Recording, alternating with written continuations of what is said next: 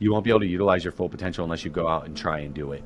Then, and I think going back to what like how to get started and being a good real estate investor is like, you, no matter what it is, just get out there and do it. You can take a loss and be okay. And just go and lie to yourself and tell you that you did really well and do another one right after. Like, it's going to work out. You're going to get better. But no matter what happens, be a doer. Do not be just a thinker. Because if you just think, you will never get anything done. Welcome to the RealPropPro podcast, where strategy, innovation, and wealth converge to redefine real estate investing.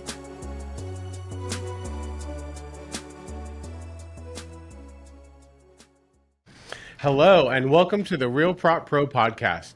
I'm your host, Ian Dietler, fix and flip investor and entrepreneur. At RealPropPro, we teach new and experienced real estate investors new strategies and how to become successful in real estate investing. To learn more, please check out realproppro.com. Today, we have an amazing guest. He does fix and flips in Sacramento, California, and he's just an all-around great guy. So glad to have him on the show. His name is Brett Payton. Brett, welcome to the show. Thanks, Ian. Thanks for having me, man. Can you give us a little bit of bio? What kind of things do you specialize in? What's your expertise when it comes to real estate investing? So when it comes to real estate, I mostly focus on buy, build, and hold at this time. I've kind of gone through the entire gambit, which started with pre-foreclosures, tax liens, probates, fix and flip. So I've kind of done a little bit of everything. When you're in real estate and you're just kind of coming up through the ranks, like you're kind of a jack of all trades. But at this point, I'm mostly focused on nicer, cleaner product, focus on better areas and holding the asset for the longer term growth. So wonderful. Thank you so much for taking the time to be on the show. We're so glad that you're here. So glad we get to sit down and chat a little bit about real estate investing. Can you take us back to the beginning? Can you talk about where you were born and raised?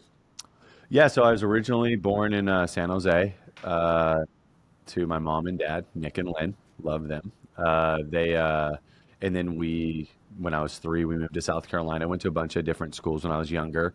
So I had the opportunity to kind of, I guess, always be the new kid and meet a lot of new people, which is kind of cool. Born in America, I feel so lucky to be born here. It's like the best opportunity, whether you're like, have a lot of money, have no money, have middle money.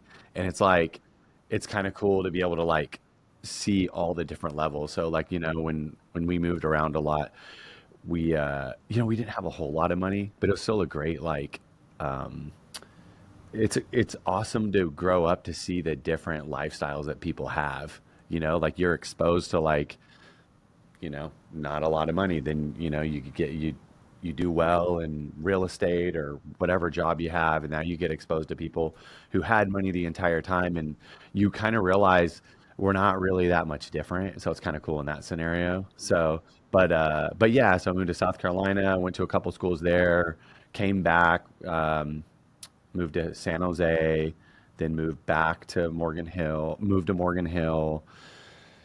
to Missouri, came back. So there's a bunch of different, I went to school in Texas in my junior year in high school, then came back to California. So again, moved around a lot, and I played football in high school and college, and that was a great run at that time. So yeah, it sounds like you really did get to move around a lot and get to see a lot of different parts of the country. Like you said, I feel like that kind of helps you,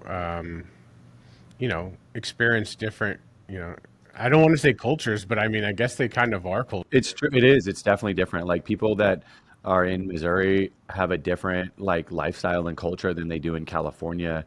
And when in South Carolina I was so young, so it's kind of hard to like kind of depict on what people were like when I'm 3 to 7 years old, but being in, Missouri and Texas and California, I mean, I'm developed at that time. I know what's going on, and like you could definitely see the different characteristics and culture. And I'll say I don't think that I can ever not live in California. I love it here, but the people in Texas are special, man. They're real different. Most of my family is from Texas, and I love those. I love people from Texas, man. They're great. And I've been born and raised here in Sacramento. I did recently travel to Texas and had a pretty good experience there. Nice towns, like you said, nice people. Yeah, I agree. I think Texas is a cool place to be. After you kind of moved around, you kind of settled in California. What were some of the first jobs that you worked? So the very first job that I had was in high school. I was a sophomore, and it was just a warehouse job. Oh man, I had a lot of jobs. I definitely had more jobs than I moved as a kid. I think I went to 13 different schools as a kid, but definitely had more jobs. So, but I think you kind of got to go through the gambit of like, what do you like? What do you not like? What works for you? What doesn't? And it takes a while to kind of get your momentum and mojo going of what you really want to do. So, but sales was always a big job for me. So, after, the high school, working at a warehouse, being a host, being a server, I worked at Lowe's for a little bit. I did some superintendent work. I did a lot of sales and cell phones, which was actually really fun. Like it was great. It's like you learn how to get rejected. Yeah. You like it's all good. It doesn't matter. So it's like, and it's kind of like my natural personality. Sales is like it's fun. It's like I've had a good time doing it. So, but after I graduated high school, played football in college, and then I met a good buddy of mine who got me into firefighting. And so I did my fire academy, was an EMT, got hired on at Placer Hills as an intern.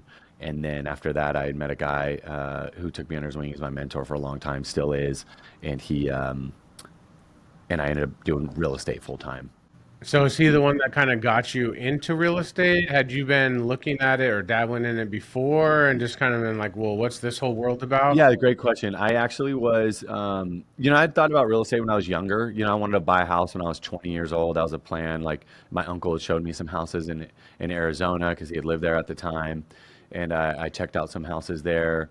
But it was a weird time. I think that was in like '06, '07, where anybody was getting a loan. But I was like, oh, this is kind of like, you could just feel the market was weird. It was off. And I was 20. I didn't know anything about it. But at the same time, I'm like, I wanted to buy a house. Like that was my goal the whole time. And so I ended up not purchasing. The market crashed. Nobody could get a job. Like it was hard to get a job back then. And so I was just doing these odd jobs like promotional work, like just random things. And so I ended up saving a bunch of money. And right after I went to college, I was working full time again, like doing sales. I worked at Red Bull. I did. Do you know those Red Bull minis? I was handing out Red Bulls. Like you get paid to like go to parties and stuff. It was cool.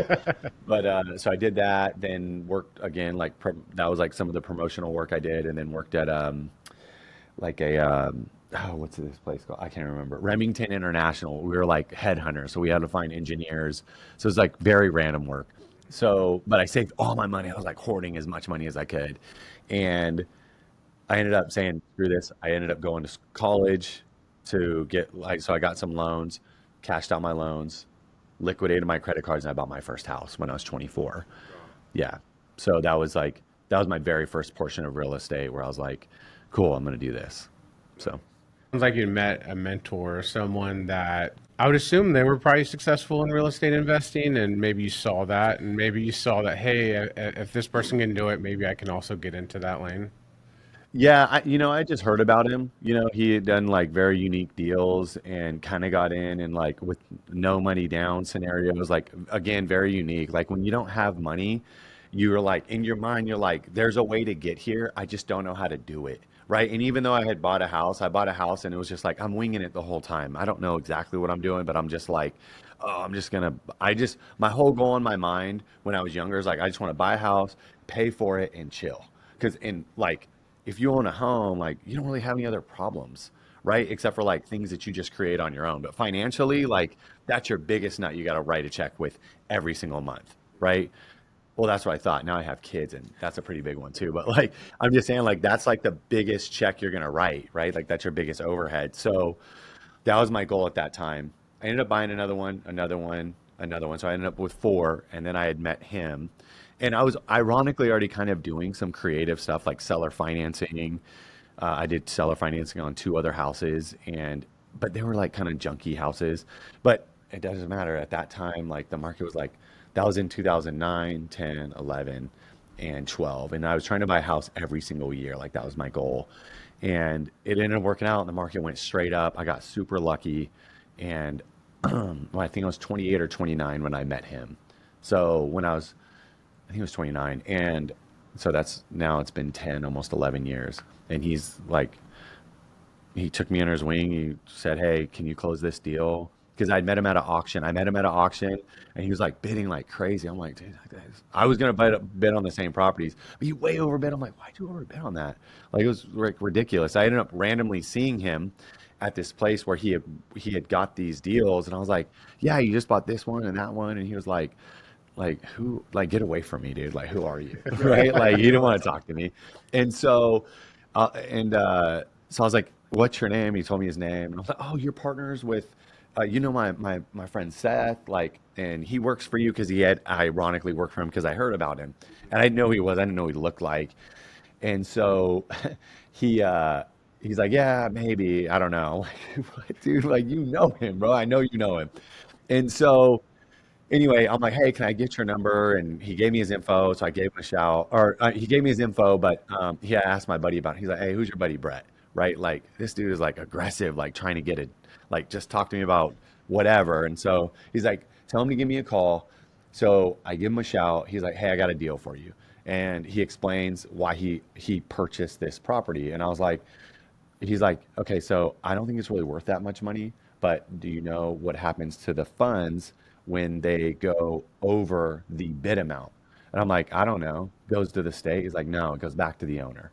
And it's an overbid, right? So you go and collect those bids. He's like, if you can go and sign this guy up to collect the overbid funds, I'll pay you $2,500. And I was like, okay, cool. Like, I'll do that. No problem. So I go in there, sign him up. He shows up, signs the paperwork. He's like, cool, come to the office. I'll give you $2,500. I was like, damn, that was easy. Like, I'll do that all day long, right? Like, that's a layup for me. And I was right in the middle of being a firefighter and an intern for Placer Hills, which is an amazing job. All my best friends are still like firefighters to this day. But I was like, I had a decision to make, and I'm like, I think I'm going to go this route. So that's kind of how I got started, and I guess the rest is kind of history. So. Well, that's an awesome story. Thank you for sharing. I love to hear how people, how their journey kind of takes them, from one place, a lot of times just kind of just like either working, going to school, that type of thing. And then how they get into real estate, sometimes it's by mistake and sometimes it's just being in the right rooms at the right time. So thanks again for sharing that story. So when did you start to did you always do buy, fix, and holds, or were you doing fix and flips or like wholesaling? Because you have the 4 properties, right? Yeah, so I kind of always had this goal of like buying and holding. And again, when I met, his name's Dennis. When I met him, he was like, just sell your properties, man. Like, there's so much other opportunity out there. And I was like, oh, dude, like my whole life goal was like buying and holding, like he's just crushing my dreams day one. So I was like, all right, like, so I started fixing, and ironically, like I made more money doing that. But if you really go and look back at the market, if I just held every single thing, it's a different scenario. But ironically, you don't really have as much capital to work with. Because again, like, getting a job back then or like making money was a little bit more difficult. Like now everybody's rich. Well, it's kind of going back down, but at one point, like not a lot of people had money to buy houses. So you had to get in there like in a very like creative way. Like, again, like the pre-foreclosures, the tax liens, the probates, all that kind of stuff was like, you can get in with a little bit amount of money and your upside was way high. So that's where I kind of got started, and it was able to kind of like snowball effect. And some of them I held, some of them I didn't hold. And then after that, I kind of slowly started moving into like the ADU builds, and the ADU builds was a real like pivot. And I was like, wow, man, I've got like, I think maybe I had like 15 properties at that time, maybe 20 properties, which was like not like some crazy amount. But I'm like, well, if I had units on each one of these, like now I got 60 units, right? And I'm like, that's pretty good money. I'm like, yeah, we're gonna get rich. So, but learning that is hard. It's not like when you're trying to learn how to build and you don't have a system, it's like it's nails on a chalkboard, and you're like mad at everybody, but really you can only be mad at yourself. So, but it was that was kind of like the biggest pivot from buying, fixing, selling to like buying, fixing, and holding. Now, what was your market? Was that mostly like Sacramento? Was it California? What market area were you? Mostly all so Sacramento, Roseville, Citrus Heights, Elk Grove. I just mostly stay in all the surrounding areas. I've gone out of state, so I have a small portfolio in Reno, and then another small portfolio in Ohio. So Okay. When would you say that you kind of got into ADUs? Because they haven't been around that long in California. I mean, I feel like, would you agree that California is kind of like the leader and the kind of pioneer? oh, they're absolutely the leader in it. Absolutely, I haven't tried to build outside of the state of ADUs, and maybe it's like my guess is maybe it's easier in some areas and way harder in others. But it's like it's kind of common sense to build ADUs. Like we should have had this a long time ago, but in 2019 is when I built my first ADU. So I think I was like the first one to apply to get my ADU in Placer County, and I was the first one to apply and get approved for two ADUs, ADU and a JADU in Placer County. It was the first one was easy. I was like, oh, this is great. I can do this all day. But the second one, when you try and add the other unit, that's when it became a lot more difficult, and you have to navigate through everybody to get there.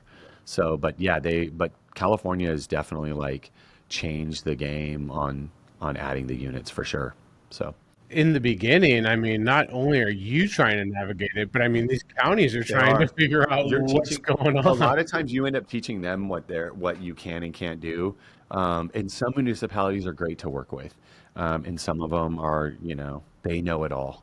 So it's like it's kind of it's it's a give and go. That's the building department. If anybody's ever built, they know what it's like to work with the building department, and it's never a fun, easy layup, but sometimes it's better than others, right? So, um, and the more I know, and also the more they know, it just becomes much more of it's like it's more of a team game in some ways, sometimes. Sometimes there's always exceptions. Yeah. Um, so let's do a little bit of deep dive into ADUs.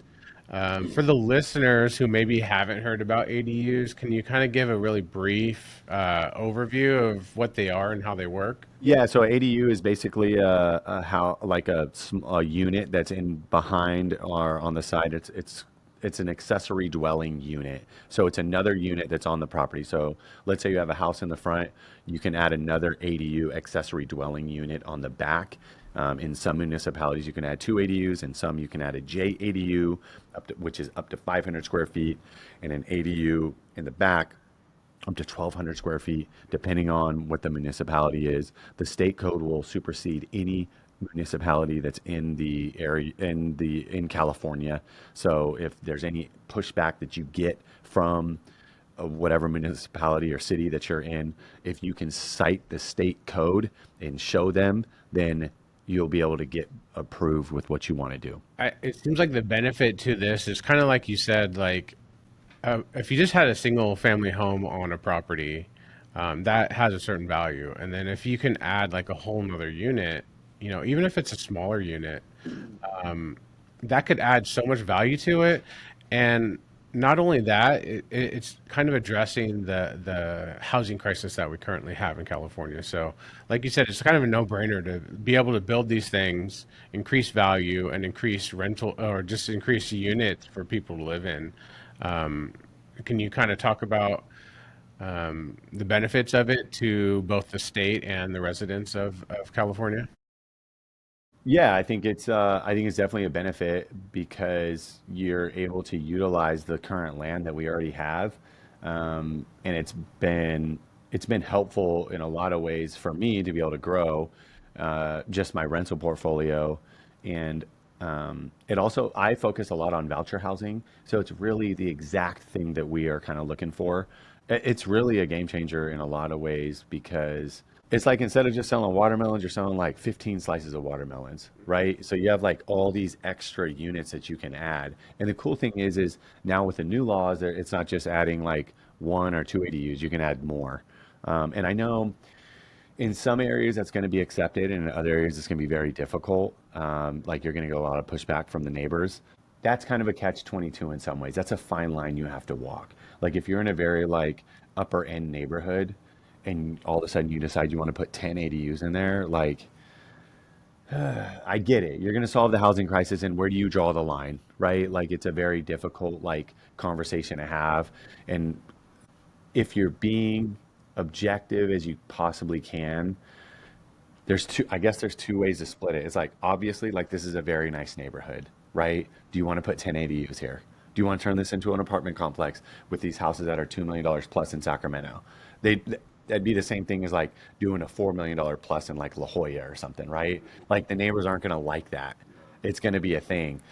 Does it address a scenario? Of course, but there's not a lot of land there anyway, so it's not that big of a deal. But now with the new laws, like you can add a lot more units. So in some of these nicer areas have a lot of land, so it's an interesting scenario that people will end up running into. I know that's not what this topic is about, but No, that's yeah, totally great. It's something that not a lot of people think about, right? yeah, Because a lot of times real estate investors, we're looking at dollars, we're looking at units, we're looking at more like concrete stuff, right? One of the things I learned early on is try to get emotions out of decision makings for real estate investing, right? 100%. So Say that to your neighbors though. that's what I was going to say. So we look at it from one lens, but the neighbors, like you said, they live there. That's their home. They are emotional about it. And the things that happen in their neighborhood affects them. And so you're right.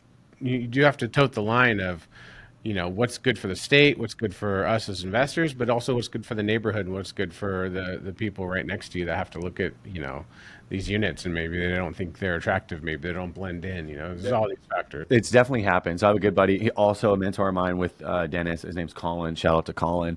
But he just had it the same scenario. Like it's a house and two ADUs, which you by right, by state have that. And the neighbors made a huge deal about it. So it's like just that like uphill battle sucks. And it's like, I know that California is doing it for to get more units, but the pushback that you get is still like, it's still not easy. Not everybody can build ADUs like no big deal. Like you definitely have to work through a lot of problems and issues, and you have to be able to weather the storm. So I have a couple of buddies that I've helped build ADUs, and it's like, as long as you have knowledge of what you're doing, it makes it a lot easier. So I would definitely recommend, if you're going to build an ADU and you want to do it on the cheap, find someone that's done it before. You can hire a contractor, but you're just going to pay for that. No matter how you shake it, you're going to pay for it. But if you want to learn, do it on your own. Don't have somebody else build it. Hire a consultant, hire subs, like work with someone that's done it before, and it's going to be work, but you will get a lot out of it. It'll change your projection of where you go in your real estate career.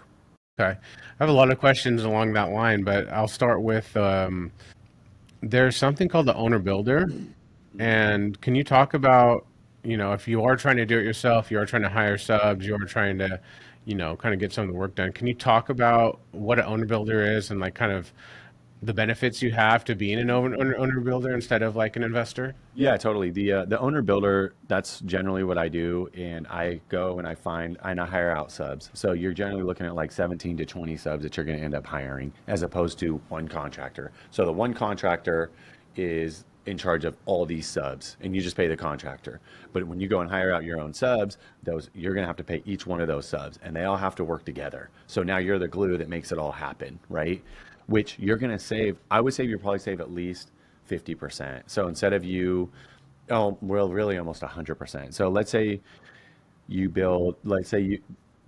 a contractor will help you. A contractor will build a property for you at 300K, right? Let's say it's 1,200 square feet, 300K. You can probably get that build done for probably about 150K. Now everybody's gonna be like, "That's crazy. This guy's nuts. He's an idiot." Like I've heard of all these things. Okay, like I don't care. Like you can build between probably to 120 to like maybe 150 bucks a foot. This is a very like vanilla build. This is not like some over like imported from Italy granite or quartz or whatever it is. Like this is just like a builder grade regular place and you can get it done for sure. It's not a question. But you have to be diligent with the subs you hire, right? And they also have to be good. They have to know what they're doing. Anytime you have like a kink in the chain, the best part about building is you're like, why did this take so long? Oh, my concrete guy. Oh, my stucco guy took forever. Oh, my roofer. Like all these things, exactly what it is. So you know how good your guys are and aren't. And I would say if you want to get those kind of guys, get referrals. Referrals are the absolute best. So if you get a good referral from someone, utilize them and just say, oh, you're a sheetrock guy. Oh, cool. Like I need a painter. Do you have, oh yeah, my buddy does. Sometimes they're good and sometimes they're bad. But it all comes into, does it work in your price range? Are they good at what they do? Are they fast? Are they efficient? Are they like begging for money right now? Like it all becomes like a thing where like, which you don't know that until you start building. But once you get into that rhythm, you're just like, oh, like this is cool. This is not bad at all. There is like a rhythm, and you kind of get used to things as you go. It is very hard getting started, though. Do you have any advice for people that are maybe looking at building an ADU on their own property? I mean, you had talked about doing the owner builder route as far as getting permits and stuff approved, and then managing your subs well.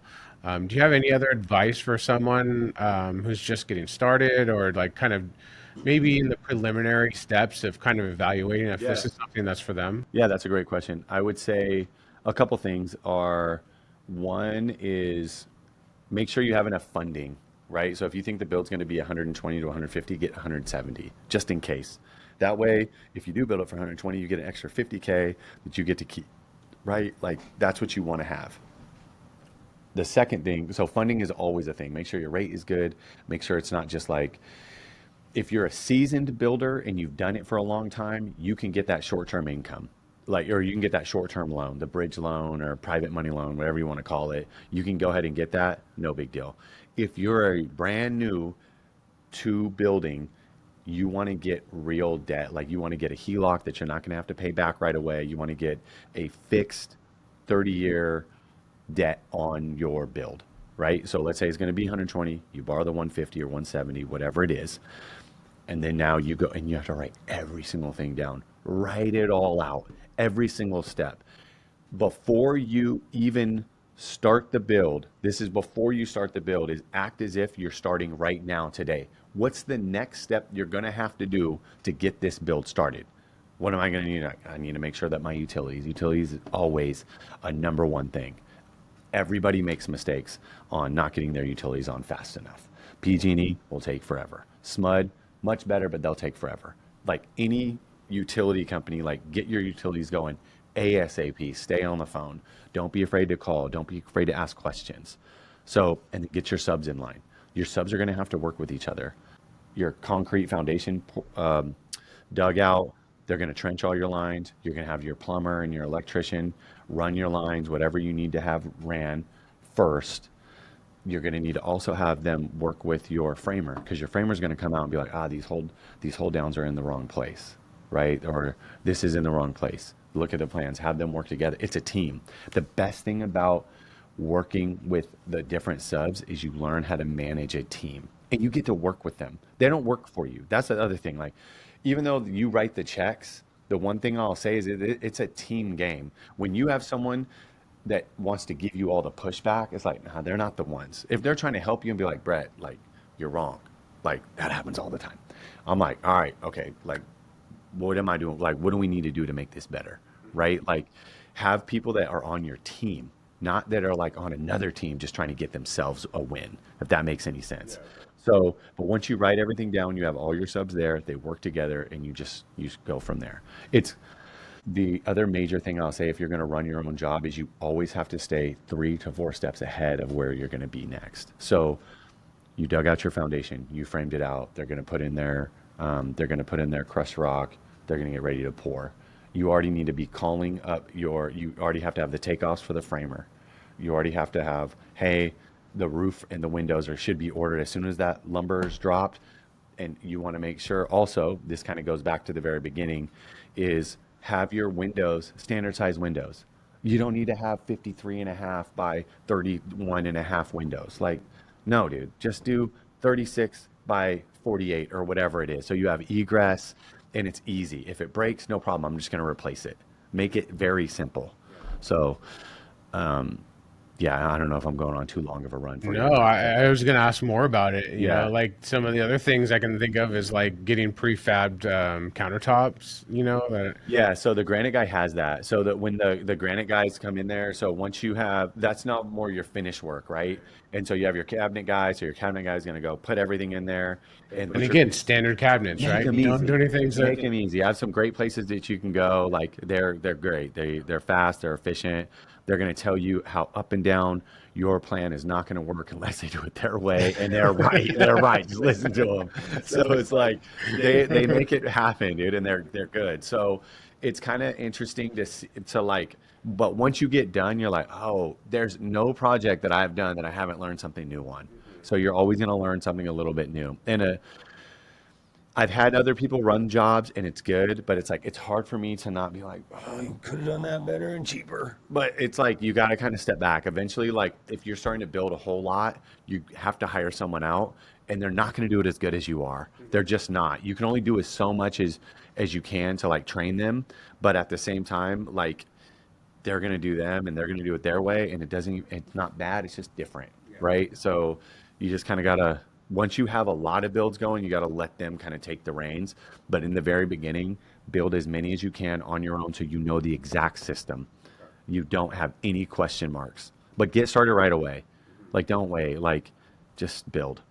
and kind of going back to the beginning when you're kind of planning, something that I've been told a few different times is really understanding how your utilities are going to hook up. I think you'd already talked about electricity, how that's going to tie in, but also how the plumbing ties in, right? Great So question.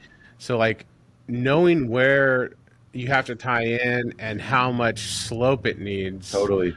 is really important. So can you kind of talk about that as far as like site planning and So figuring out where stuff? great question. So now what they don't want is like, let's say your ADU is in the back of the home. They don't want you to connect to the back of the home because because of the way that if you get a clog, if there's a clog up front, now you have a clog in the back. So what they want you to do is they want you to run your line to the very front of the house. So they want you to trench all the way around the house or to the side, however it is, and then you hook up in the front there, right? So that's your first scenario that you have to be aware of. But that's most of the time that's going to be on the plans that you'll have, and your engineer or your draftsman. You don't need an engineer for these. You need a draftsman, and their draftsmen are cheaper, and sometimes they're faster and easier to get a hold of, but sometimes the other way. So it just depends on what you got. I would say that's your very first portion of where, well, the very first part is can you build, but second of all is like your draftsman is going to build it for you. How fast and how much, right? Are they going to go through the red line process on there with you for the corrections? Like make sure you get through that process. So because everything else is predicated on that build, on that design. So, but back to your question. So with the slope, if you don't have the slope, you have to have what's called a sewage ejection pump. So it's a sewage ejection pump is not ideal. Usually they'll have those in like if you have a bathroom in the basement or something. But the issue is when it comes to that, tenants, I swear they love to use wet wipes. It's like there were wet wipes. Like why? Like I never used wet wipes ever in my entire life until I had kids, right? And not everybody has kids, but for some reason they always have wet wipes. And I'm like, okay, whatever. So the issue is those get clogged. You have to have your plumber go out there. So make sure whoever installs that knows to get you a very good motor, something that's not going to get eat up. And if it does have any issues, are they going to come back and are they going to fix that motor or the issues that the tenants are going to create? Obviously, it's not the plumber's fault. It doesn't go on the plumber, but are they going to be able to come in there, fix the problem, change it out, and move on? Because you're going to have an issue at one time or another. It doesn't matter if it's like high end or low end or expensive or not expensive. You're going to have an issue. Do you ever kind of leave access to that portion so that if something does happen, it's easier to get to? Yeah, you have to have access anyway. So like in general, like you have to have like, I mean, there's a lid on there. and it looks nice and pretty. The building department will tell you kind of what you need to do on there. So Speaking of building department, there's some over-the-counter plans that people can use. Can you talk a little bit about how that works? And those are great. Yeah. So the over the counter is a lot more efficient and faster. You're still going to have a like a it's called a line diagram of where your electrical is going to go because even if you're in the front of the house, it's like where is it going to go? It's going to go here. Okay. Are you going to have 2 meters? Or are you going to tie into the front house? So there's still a level of knowledge that you have to get through that process. And again, like I would hire a draftsman for that, or I would call them, have a relationship with the city. And then if they're like, you have to have a draftsman draw it out, then get on the phone and get on your Facebook market groups or Facebook groups and say, hey, is there a draftsman that someone would recommend? It'll be like, Michael Murray, Jason Whitman, blah, blah, blah, blah, blah, all these start people. tagging people. Yeah, they'll just have everybody on there, right? And it's like, you'll get somebody out of it. So if you want to get it done, like you're gonna get it done one way or another. A little bit earlier in our conversation, you talked about people with voucher systems and how you're trying to provide housing for them. Can you explain what that is and how you're accomplishing that goal of providing units for people like that? So we do a lot of voucher housing, which is basically Section 8. We focus on veterans, battered women, people like single moms with kids, which is not just them. It's just like happens to be like they're on the vouchers, and they don't have to be vouchers to get into the houses. We have market rate tenants as well as vouchers, but we do have relationships with some of the with the counties that have voucher housing, and so they will say, hey, we have I don't know, Leah that wants a place and, she's looking for a 2 bedroom. And so what you do is in that zip code, there's what's called a Section 8 payment standard. And that Section 8 payment standard will say that for the, 95833 zip code, they're going to pay $2,600 a month for a 2 bedroom, 1 bath. So we build 2 bedroom, 1 baths.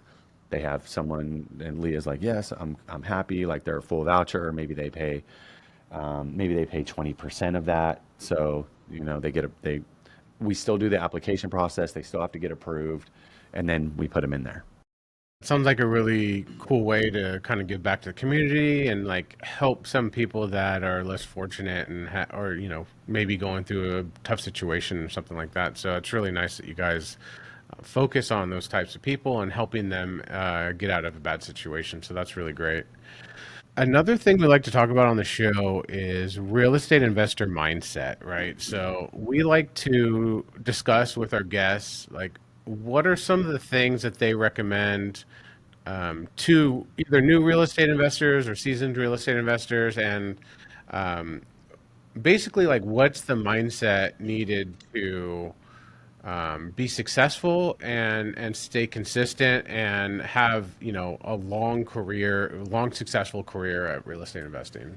The most important thing, it's not really just in real estate. It's in life. It's like it's your own fault. So if you're really successful, that's your fault. If you're not successful, that's also your fault. There's a book that I listened to. It really changed my entire projection of my life. It's called Your Wish Is Your Command by Kevin Trudeau, and it was a major. There's a book called The Secret, and then there's Your Wish Is Your Command, which is like The Secret on steroids, and it's like truly based on anything you do is your own fault. So if I do really well, again, my fault. Bad, your fault. So I think when people start to understand that they are in control of their own destiny in the real estate game or selling cars or writing a book, that's what makes people the most successful. So, and I think having a plan is also super important, and a good team around you. So people that take a lot of credit for the things that they do is wild to me, because I'm like, there's no way you're getting here by yourself. I think that's a big red flag when you see people are like, I did it all by myself. Yes, you did. Again, if it's your fault, if you're there, it's your fault. And you are the one who should be able to reap the benefits if it's not. But at the same time, you didn't do it by yourself. Usually you have a lot of great people around you, which is 100% true. You're as good as your contractors, you're as good as your wholesalers, you're as good as your lender, you're as good as your title company, right? You're as good as like the guy who told you about the deal, right? Like who taught you the ways. So it's like everybody is a team, no matter what it is. It's like it's a team. Now you might be the captain of your team and you are the one that kind of makes it happen, but at the same time, they're the captain of their teams too, and they got you the deal. So it's like understanding that it's a total ecosystem where everybody wins, and it's really important to have those things. Yeah, that's really important. And heard you mention earlier about systems. It seems like you're big on systems and setting stuff up to be repeatable. Can you kind of talk about that a little bit? Yeah, I would say early in my career, I was, and I'm always working on my system. I don't have it perfected. I'm always trying to get better.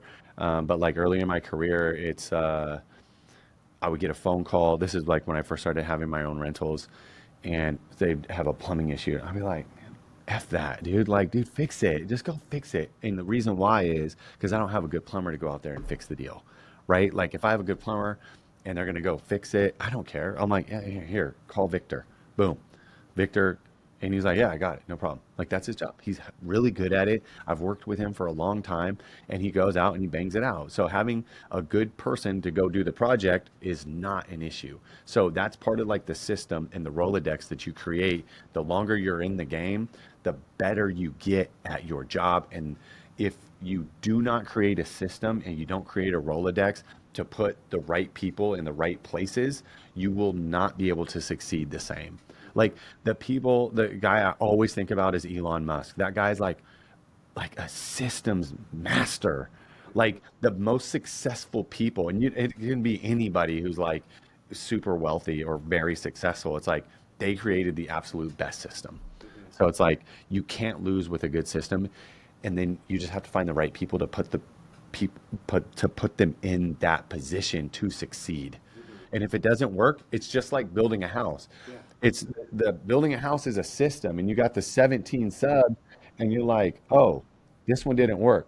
Change him out, get a new guy in there, and now my system is back to building a house, right? So it's like everything is predicated on a good system, and if you have that, it's difficult to lose, especially if you're like really walking through the steps and like trying to make everything better.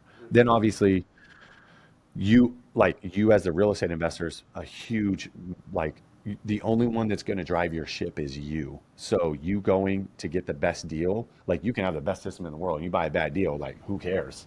Like you blew it Yeah. because you didn't find a good deal. Like you're gonna make money or lose money when you buy the house, right? Like you might be able to like weather the storm if you keep it for 10 years, but that's a loss, dude. Like so being able to like you as the investor, you're the captain of the ship, but at the same time, like if your team is running it well and doing their job, you're winning. And you are the one that is directing them to go to the right places. And if you buy a bad deal, again, that's on you. That's not their fault. So, yeah. Great advice. Are you using any type of technology to kind of get maybe some of the systems on your end dialed in? I'm really starting to focus a lot more on AI and trying to figure out how I can use that in my business. Are you taking any steps or trying out anything new as far as automations or AI? Great question. I'm not there yet. I use the software for my rental portfolio, but what have you used that has been successful for you? Maybe it'll jog my memory.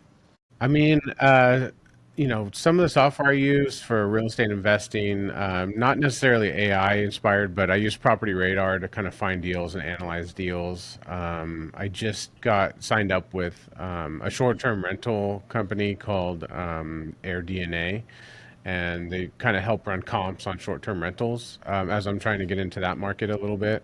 Obviously there's CRMs, trying to tap in a little bit on a software called Go High Level. I don't know if you're familiar No. with that, but that's a pretty complex system that takes a long time to figure out how to use. But as far as AI, I'm not really using anything. I'm trying to figure out how chatbots work a little bit, try to figure out how to get maybe some inbound text messages Yeah. Okay. replied to, maybe a little bit of outbound if like figure out if people are interested in the sell and if they are set an appointment with me. So I'm in the very early stages of trying to figure this stuff Yeah. out. So I was just kind of wondering and see if it's something that it's kind of on your radar. Like, Yeah, it definitely is. Like I've there's some things that I've started to look up a little bit more in depth with ChatGPT. We're looking up codes on, is this a code that I can work around? Is this zoning? Like what can I do here via the zoning that it's already zoned without having to go through a CEQA process or whatever the case is. So there's definitely things that I would recommend with ChatGPT is like ask ChatGPT, be good at asking the questions. Sometimes they're right, sometimes they're wrong, but like ChatGPT is ChatGPT or like the AI software. It's a game changer. It's so like you they have all the answers in a lot of ways, so it kind of blows your mind too as you're doing it and you're just like typing in prompts, it's and impressive. once you refine your prompts and figure out how to, ask it better questions and stuff like that, you start to see all this like incredible information just coming in and you're like, wow, this There, is yeah, there, I don't think, yeah, there's no excuse to not have the knowledge to do something at this point. And that's like, I mean, Google is already pretty good, but ChatGPT is just like, yeah, we grew up on Google and then we had yeah, YouTube, right? So totally. learn from YouTube University, and now it's like Any questions you have about ADUs or, like, or laws or what you can and can't do, like, start there. swing the bat, like, just go and take a look. And that's a big game changer. So I kind of think it's a fine line though, as far as using AI and then kind of something that you mentioned earlier, um, leveraging the knowledge of other people that have done it, right? So to me, there's always this man versus machine, battle, right? Like, do we, you know, let AI kind of help figure out how to do this stuff, or maybe it's better to have another human who has the actual experience and has done 100 ADUs, So I feel like you kind of have to tote the line there. Like some things would be like AI, but other things you're just really going to learn from someone who's done it. Yeah, and what's interesting is when you learn from someone else that does it, like, and you have like a consultant or a mentor or whatever it is, you don't end up, you kind of work in the beginning when I met my mentors, like I was working for him, but really in the end, like we work together and you learn so much from him. And but if you have the right one, they're going to learn from you at the same time, right? It's not a one-way street. And, whether it's in real estate or books or whatever it is, it's your spaceships, it doesn't matter. It's like you're going to learn from them. And it's like the right person is going to have an open mind and thought process where you're going to be able to teach them. Like the younger generation is like, dude, hey, Brett, have you seen this? Yeah. I'm like, no, I haven't. Show me. Right? Like, I'm like, oh, that's cool. Right. Exactly. So it's like there's so much information out there, and the young ones are the ones that are like in the middle of it. They're used to it. Like the guy who does he does my Instagram. His name's Logan, and that dude is a beast. Like that dude can put everything together, and I'm like, he just knows so much. It's awesome. It's cool to see. But he'll learn at the same time. Like so again, like the right people around you will just share different ideas, and you can really grow a lot from that. Especially if you're a doer. If you're just like, let me think about it, like that's fine, but you're not going to really get far in the sense of like what you're doing and in like your actual potential unless you go out and try and do it. Then and I think going back to what like how to get started and being a good real estate investor is like you no matter what it is, just get out there and do it. You can take a loss and be okay. And just go and lie to yourself and tell you that you did really well and do another one right after. Like it's going to work out. You're going to get better. But no matter what happens, be a doer. Do not be just a thinker. Because if you just think, you will never get anything done. Go and do it. Find the right guy. Run your own numbers. Be like, okay, I'm buying it at 300. It says it's worth 450 right now in today's market. Worst case scenario, if I sell it for 400 and it's a $40,000 rehab, I'm going to make 30K, right? After commissions, holding costs, all the rest of it. But you won't ever know that, And guess what? If the market goes up, you're even better. Yeah. Right? So swing the bat and make it happen. That's great advice. Thank you so much for coming on the show, kind of talking about some of the ADU stuff, some of the buy, fix, and hold strategies that you're using. So every week on the show, we do a free book giveaway. And for our listeners to enter, all you need to do is like and comment which book you have here. So for the listeners, we have Rich Dad, Poor Dad, Cash Flow Quadrant, 10X Rule, E-Myth, Simon Sinek, Eaters Eat Last. We have Go Giver. So do any of these books stand out to you? Yeah, so there's two. So I like Outliers. That's a great book. And then Cash Flow. I mean, Rich Dad Poor Dad. If you guys have not done anything in real estate, read the first book. It's great. And there's also a game called Cash Flow, and that'll definitely have your mind thinking about stuff differently. You'll realize like, oh, whoa, like you need to buy a business, you need to buy a buy and hold. Like it'll change your thought process dramatically. It's a game. It's literally called Cash Flow. Board game called Cash Flow, similar to Monopoly, but you actually learn how to Totally, become an 100%. entrepreneur and how Yes. to create assets is obviously the main thing. All right. Well, thank you for coming on the show, and we'll catch you guys next time. Cool. Thank you, Ian.